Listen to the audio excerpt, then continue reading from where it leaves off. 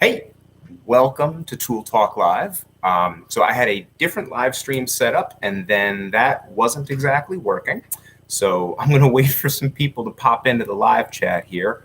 Hopefully, everybody will figure out that that's where I am.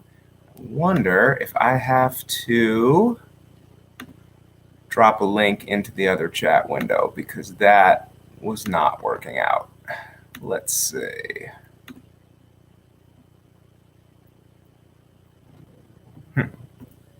Yep, this isn't working.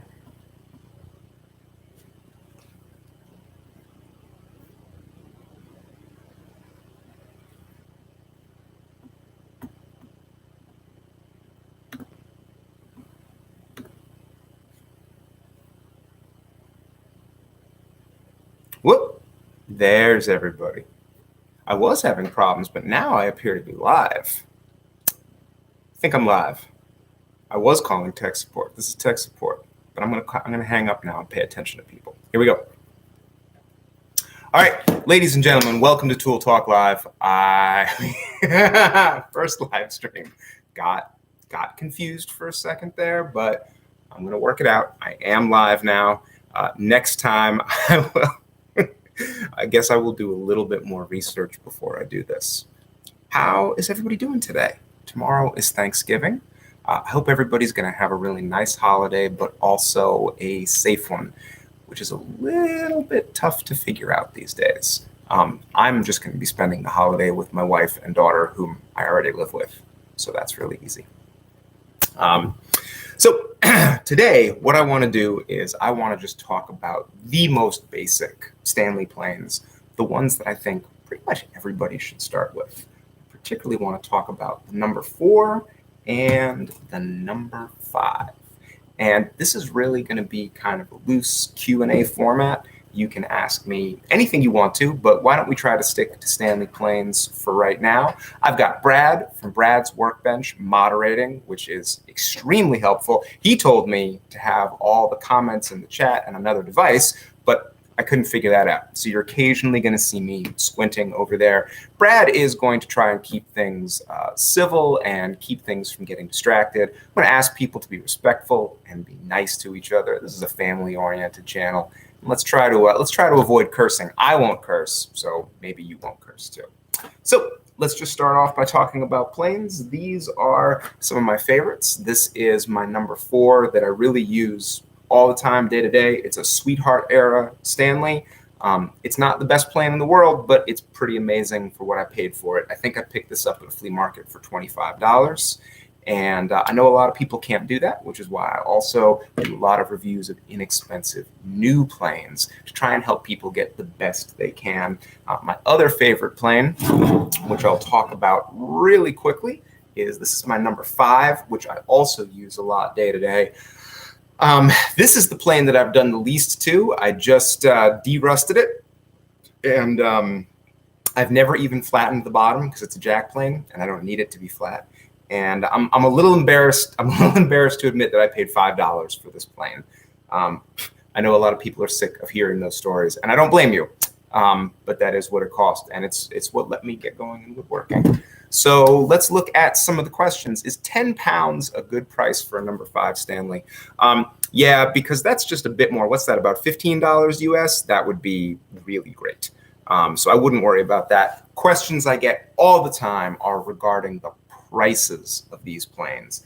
And just talking in US dollars, I think a good condition Stanley plane, honestly, is worth up to about $100 US, even if it needs restoration. I know many people get them more cheaply. I get them more cheaply than that. But when you compare them to a lot of the modern planes that are available today, I haven't found a modern plane that I love that's like less than $130 or $150. I do like the Indian planes, the Soba planes that I did review pretty significantly a while ago. Those are good. They're really good for like $40, but they're not like amazing. The newer Stanleys are really good, and the Kuntz company makes really good modern planes, but they're over $100. So I think you could pay $100 for one of these, and that would be a good price. Somebody just asked, actually, let's go with the ads here. So if you're going to at me, I'm going to make those more higher priority. So anywhere to get a screw set for Stanley planes. Found a number 5 in a box on the side of the road. First of all, that's amazing. Second of all, eBay is a totally reasonable place to find screws for Stanley number 5s. That's a thing that you shouldn't have trouble getting the screws that you need. You typically can't find or make the screws because Stanley used proprietary thread pitches in all of their screws, which was kind of a jerk move, frankly. So you have to get usually replacement screws that actually technically fit these planes. That's kind of annoying. As far as I know, I've never heard you mention the Stanley Handyman plane. I think they made them forever. Are they any good? I've looked at a bunch of them at flea markets and they seem to be fine. I think if you found one for less money, they were definitely less bells and whistles, and they were aimed at, they said handyman, they were homeowner tools. They had a fewer features, and they were produced at a slightly lower quality level. But I would particularly look at a handyman plane for a number 5, for a jack size plane, because you don't need ultra fine performance. So they'd really be fine from that. What do you think about buying a new number 4 instead of a vintage one? All of the modern Stanley planes. Wait, let me make a distinction here. Hold on, I'll be right back.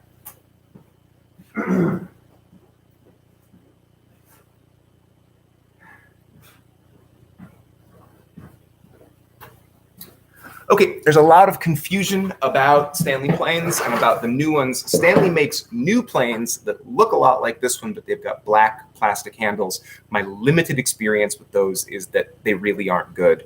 And they usually cost more than comparable planes. And they're just made in China by some factory that's making a lot of other ones. So I don't think that that's a good use of money. There's another modern Stanley plane. This is the Stanley Sweetheart plane. I think you can pick these up for like $130. And even though this plane is heavy and it's got sort of more bells and whistles than you absolutely need, it is actually a pretty great plane. So if you have the money, I would totally recommend one of these. I'll be doing more videos about them in the future, but you see this plane in my videos. I like it a lot. Rex, what is a number 5 blue bed or number 4 blue bed? Those might be made in England, but I don't know. I am not familiar with blue bed planes. All of mine just have the regular black Japanning. What is interesting is that a lot of good Stanleys have orange paint on the frog. I'm not 100% sure why that is.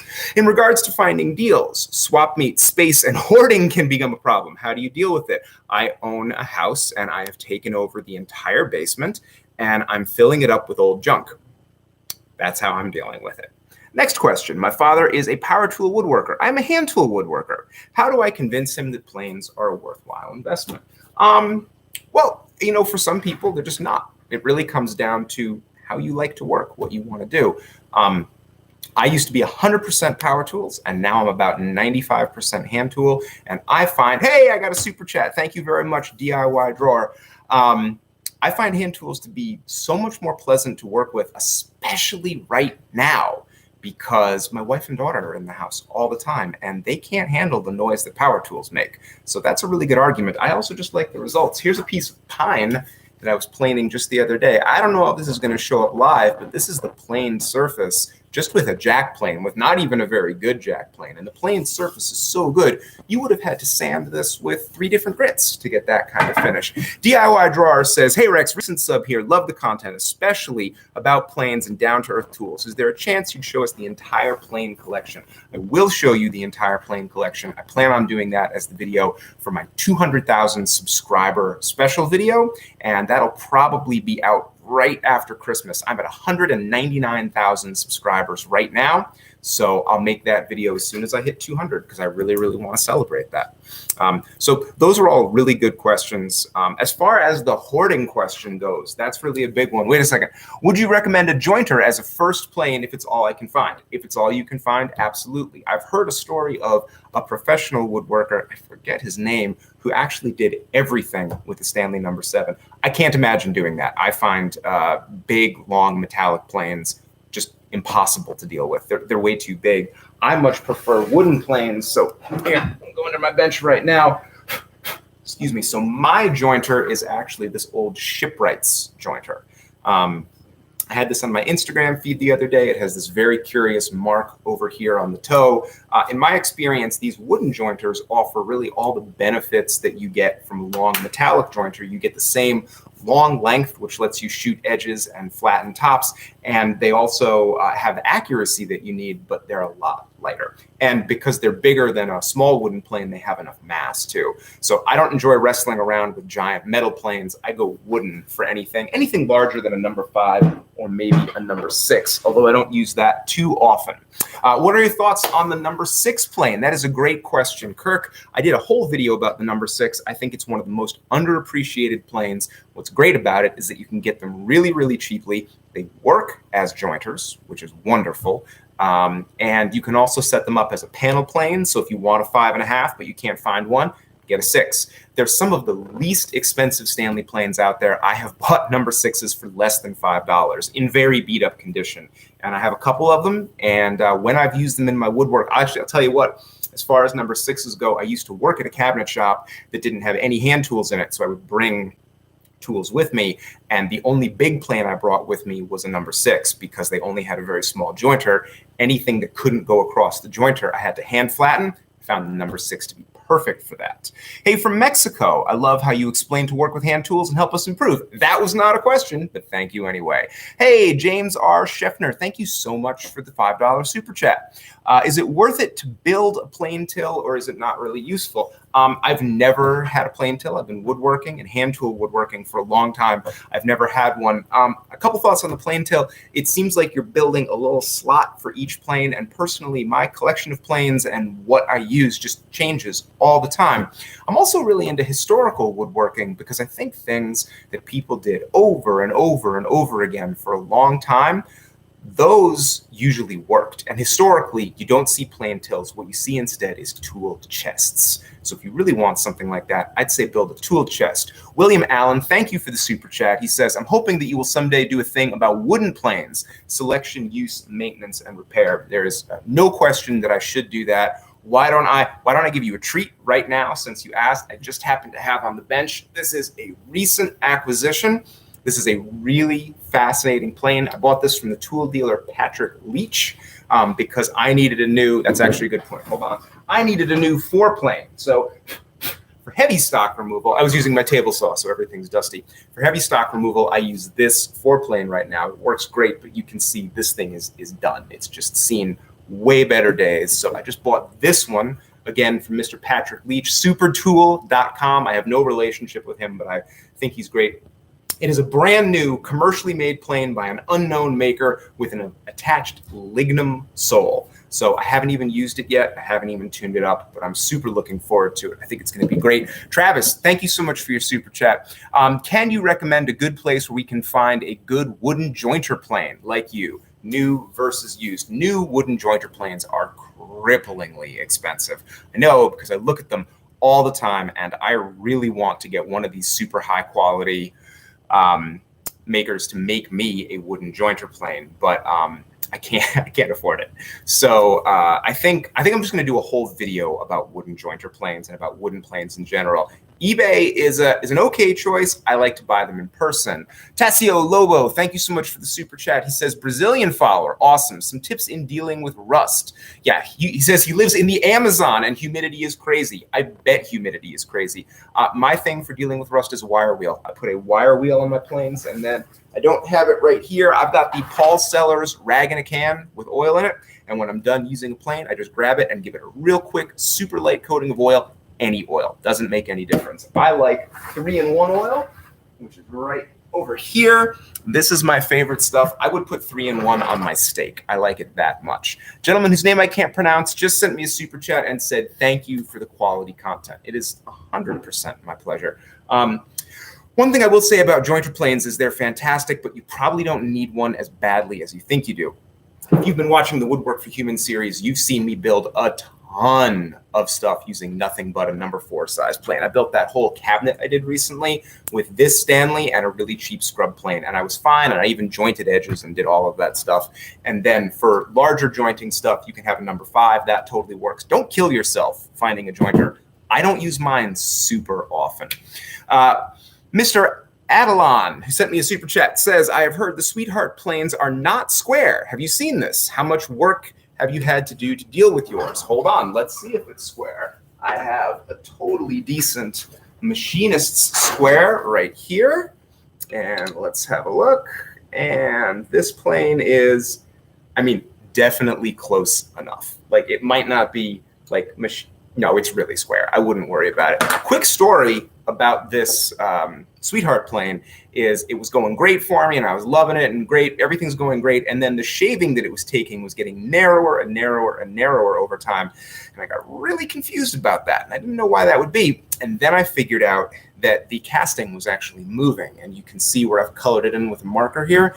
The outsides of the plane were forced down, and then the middle of the plane had become concave. So it would only take a shaving right here. So I have to re-lap this plane flat. That's not awesome for a plane that costs $130, but if you're not paying premium plane prices like Lee Nielsen, you are going to deal with that stuff. Even with a $100 plane, you're going to deal with that stuff. So, Rex Kruger, did you hear about the Australian tradition that every carpenter back then made at least one of his planes? I did not hear about that, but I think it's a really good idea. I've made a ton of my planes, and I think that's a really great way that you can get into some of the longer ones that you might want. Like, I really think it's not a good use of time, especially if you're a hand tool woodworker. Don't try to make your own smoothing plane. You're going to drive yourself completely crazy with that. Buy a good smoothing plane and then make the bigger ones. Matthew Lee, who's been a patron of mine forever, what's the cutest tool in your shop? Sheer adorableness. Hold on. He wants to know what the sheer adorable plane is.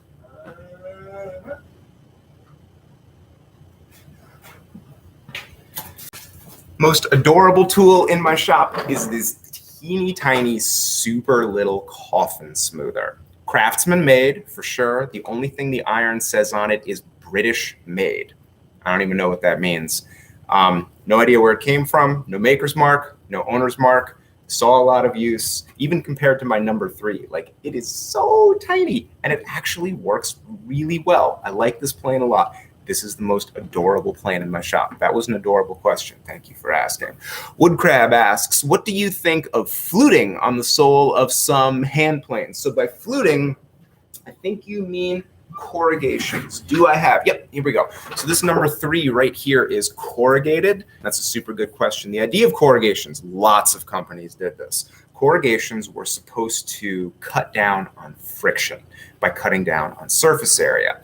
If you know anything about physics, that doesn't make a ton of sense because you have the same amount of force spread over a smaller amount of area and you have the same amount of friction. These planes are like 90% as good as a flat bottom plane because you can get stuff stuck in here.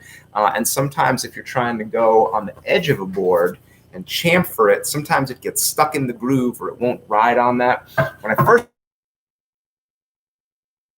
started out, I had, it was a little bit, there we go. When I first started out, I had a ton of corrugated iron planes, corrugated sole planes.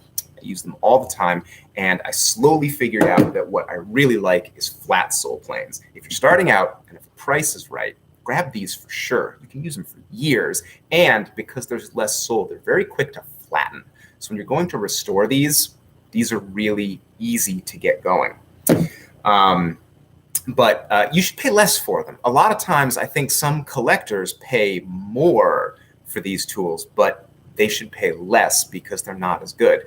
Johnny Mercer, thank you for the super chat. He says he's been a Patreon member for a bit. Thank you very much.